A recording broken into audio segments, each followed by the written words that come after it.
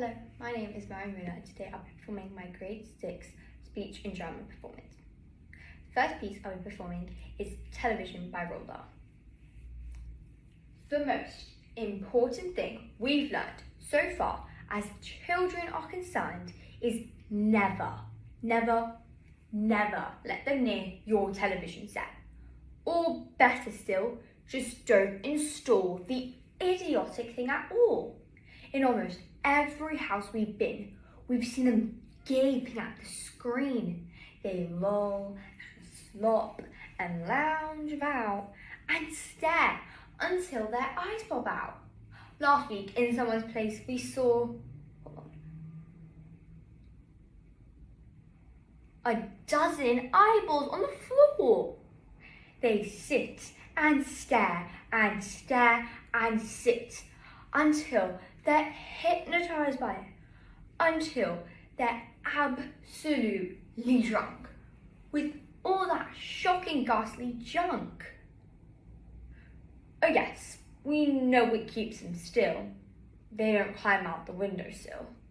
Oh, they never fight, or kick, or punch. They leave you free to cook lunch and wash the dishes in the sink. But did you ever stop to think, to wonder just exactly what it does to your beloved top? It rots the sense in the head, it kills imagination dead, it clogs and clutters up the mind, it leaves a child so dull and blind he can no longer understand. A fantasy, a fairyland. His brain becomes as soft as cheese. His powers of thinking rust and freeze. He cannot think. He only sees. All right, you'll say. All right, you'll cry. But what if we take the set away? What shall we do to entertain? Our darling children, please explain. We'll answer this by asking you, what used the darling ones do? How did they keep themselves contented before this monster was invented? Have you forgotten? Don't you know? Well, I'll say it loud and slow. They used to read. They'd read and read and read and then proceed to read some more. Great, come on, Kazuka. The younger ones had Beatrix Potter with Mr. Todd, the dirty rotter. There was Squirrel Nutkin and Pigling Bland and Miss Tiggy Winkle and Just How the Camel Got His Hump and Oh, how Monkey Lost His Rump. There was Mr. Toad and bless my soul, there was Mr. Rate and Mr. Mole. Oh, books. What books they used to know. Those children living long ago. So please, oh please, we beg, we pray, go throw your TV set away, and in its place you can install a lovely bookshelf on the wall and fill all the shelves with lots of books, ignoring all of the dirty looks, the screams and yells, the bites and kicks, children hitting you with sticks. But fear not, because I promise you, in about a week or two of having nothing else to do, they'll suddenly begin to feel the need of having something to read. And once they start, oh boy, you'll watch the slowly growing joy that fills their hearts. They'll grow so keen. They'll wonder what they ever saw in that ridiculous machine, that nauseating, foul, unclean, repulsive television screen. And later on, each and every kid will love you more for what you did.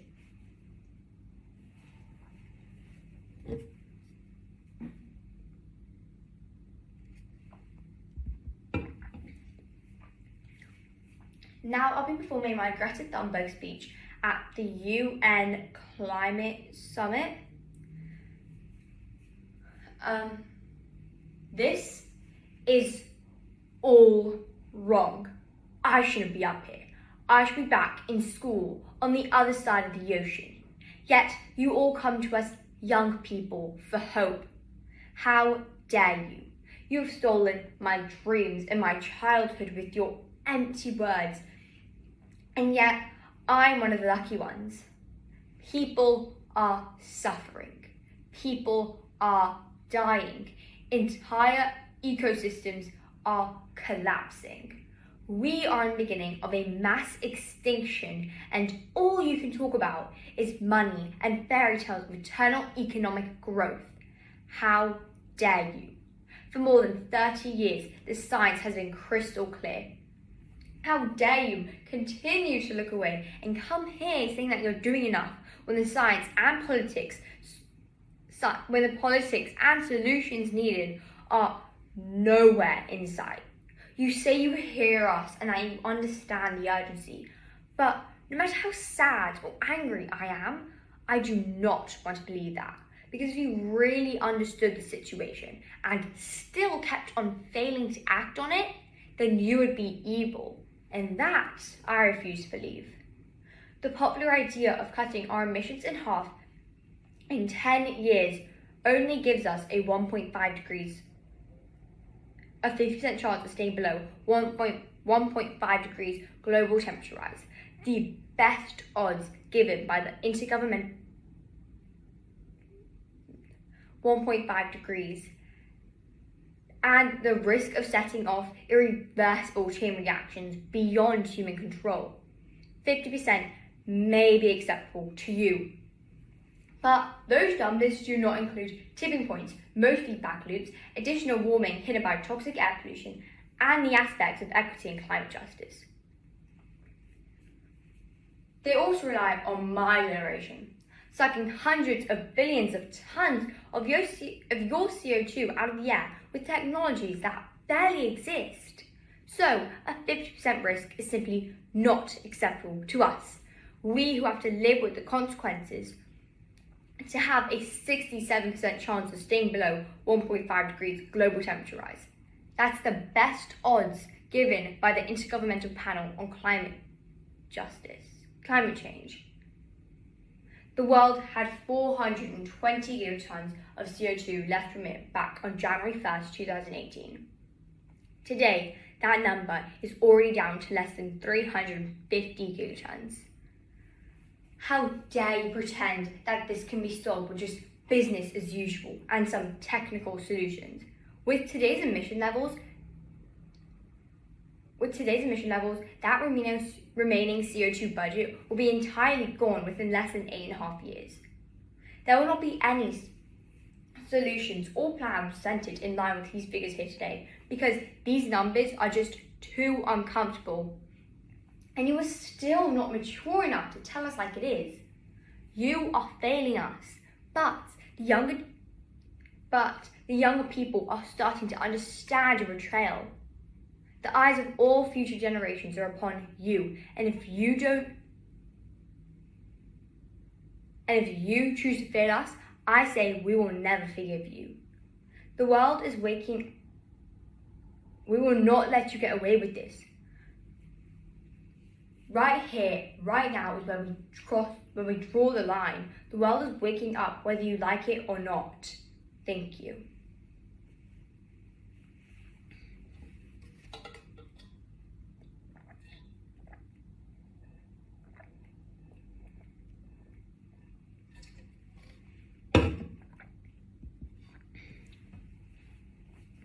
Now I'll be performing my Adventures of Tom Sawyer piece.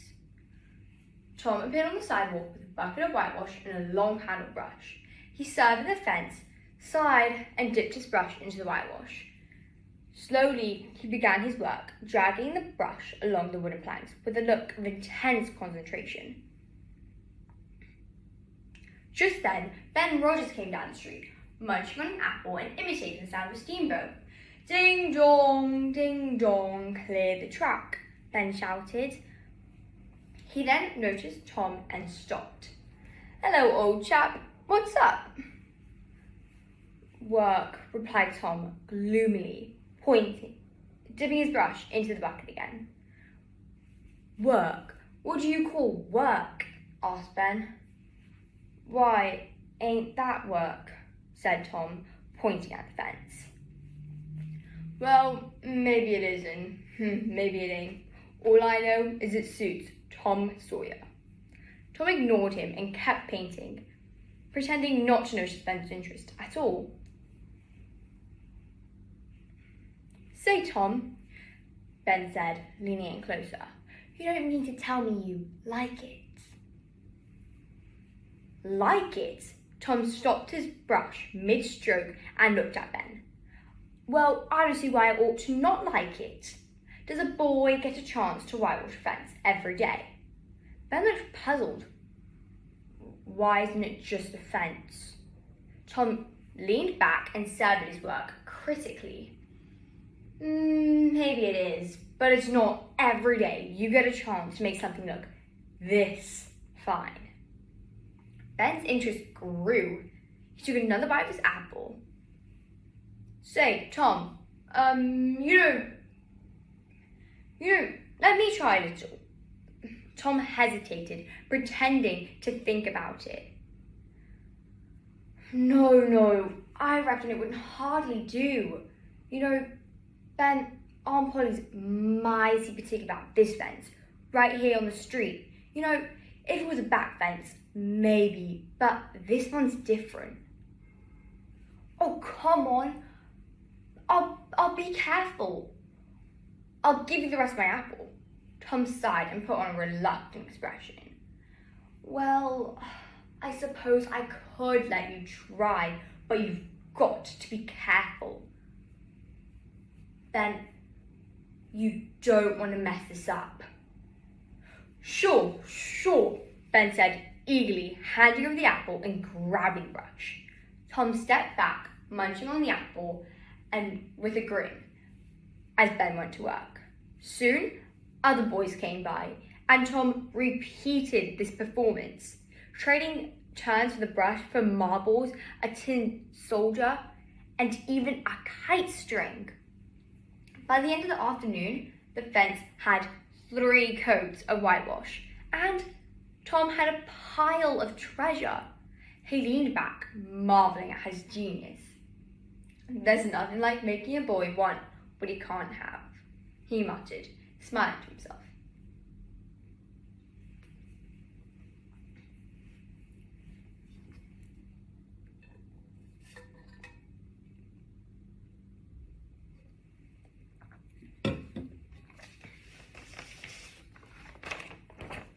Now I'll be performing my task 4 of Bernice Bobs Her Hair by F. Scott Fitzgerald. While Marjorie was breakfasting, late next day, Bernice came into the room with a rather formal good morning, sat down opposite and stared intently over and slightly moistened her lips. What's on your mind? Inquired Marjorie, rather puzzled. Bernice paused before she threw her hand grenades. I heard what you said about me last night to your mother. Marjorie was startled, but she showed only a faint, heightened colour, and her voice was quiet, even when she spoke. Where were you? In the hall. I didn't mean to listen at first. After an involuntary look of contentment, Marjorie dropped her eyes and became very interested in balancing a stray cornflake on her finger. I guess I better go to Eau Claire if I'm such a nuisance. Bernice's lower lip was trembling violently, and she continued on a wavering no. I tried to be nice, and I've been first neglected and then insulted. No one's ever visited me and got such treatment. Marjorie was silent. But I'm in the way. I see. I'm a drag on you. Your friends don't like me. She paused and then remembered another one of her grievances. Of course I was furious last week when you tried to hint to me that dress was unbecoming. Don't you think I know how to dress myself? No, murmured Marjorie, less than half loud. What? I didn't hint anything, said Marjorie secondly. I said, as I remember, that it was better to wear a becoming dress 3 times straight than to alternate with 2 frights. Do you think that was a very nice thing to say? I wasn't trying to be nice. Then after a pause, when do you want to go?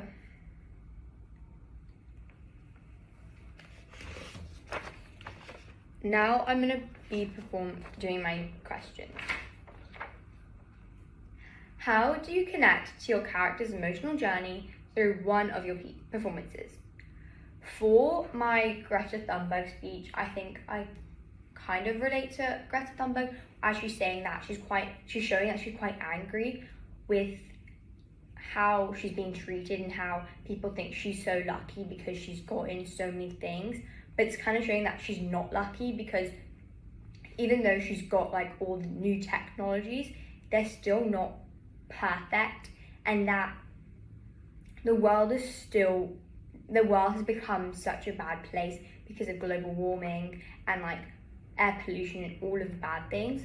So she's I kind of get what she's coming at, where everyone's kind of relying on the younger generations to fix the world when they were the ones that ruined it in the first place. I think that performance is quite like on a personal note, quite touching, because it shows that she's sort of like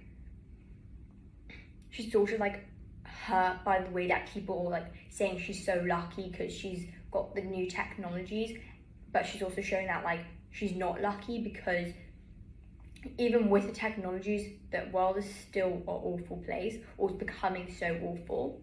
So I think that that's such a personal note, and it's quite personal to I think everyone in the younger generations, because it kind of shows that like we've gotten so much pressure on we need to fix the world and that we are the problem when it's not us, and that just because of the older generations it's kind of like reflecting on us. But yeah, I think that one's quite like I've quite connected like with her in a personal way. What do you do in preparation and rehearsal to help bring the words or characters of one of your pieces off the page? For the television piece, I used to grow up watching Roald Dahl, or not watching, reading Roald Dahl. So I think that like that helped me bring the character, because I know like how he wrote his books, and like that was quite a fun thing to do because I used to grow up reading his books. But also to help me with my characters, I used to wake up a bit earlier in the morning to prepare my speeches and stuff. And I used to, for the Tom Sawyer piece, I watched other people performing that piece, because I think that was quite hard for me to do because I've never done something like where it's like two characters plus a narrator. Like, I've never done something like that. So I needed a lot of focus on that one. But that one I think I had to prepare the most in. But I think that I think I did a decent job at that. But I think that one was, I had to like watch other people doing it, and even the Greta Thunberg speech, I watched Greta Thunberg performing that speech, and you can tell like she's really hurt. She's trying to show like how like affected, like how that's affecting her. What do you do to keep your voice and body safe for an effective performance? Well, throughout my performance, I was drinking water, and I drank warm things because cold things actually really bad for your throat, especially when you're performing, and it can dry out your throat. And so I did try and drink warmer things to like make my throat not dry. But I think the most helpful thing was having the water next to me, so I can always like drink water throughout the entire performance and piece. What challenges did the chosen style of writing of one of your pieces present vocally? Definitely for my Adventures of Tom Sawyer piece, that one was really challenging for me. Like I said before, I've never done a piece like that, so that one was really hard because I just didn't know how to do it, and everyone I watched made it look so easy, and they were obviously like, some were really old and some were really like young, so I think that was like so like stressful as well, because I was like, I'm not doing a good job compared to they are. But I think that was definitely the hardest piece, because like the other pieces, like speeches and poems, but I will say the poem was really hard because you've got quite a lyrical, it's quite like a lyrical like poem because it's rhyming words. I think that one was quite hard because you can't break that, so if you broke it, it would just sound really choppy, and it would just sound bad because it would just sound like you're getting confused with the words. But I think that getting the words properly for all my speeches were, like all my performances, were really hard, because that, like, for the poem and stuff, like that one was more like, yeah, I wouldn't speak like that, I mean, but the speech, I think you'd speak more like that, because obviously it's speech. But definitely for like my television piece and my Adventures of Tom Sawyer piece, they're both gotten like, you would never talk like that. Like, I've never had a conversation where I'm whitewashing offense, you know? It's like, it's so hard to relate to that. So it's like, how do I put myself into that character's shoes and be them? I think that's quite a challenging thing, because you also can't really relate to a character when you don't know much about them. So I think that doing research about your characters is so important when it comes to a performance. But I think, yeah, those were my challenges, my pieces. Thank you.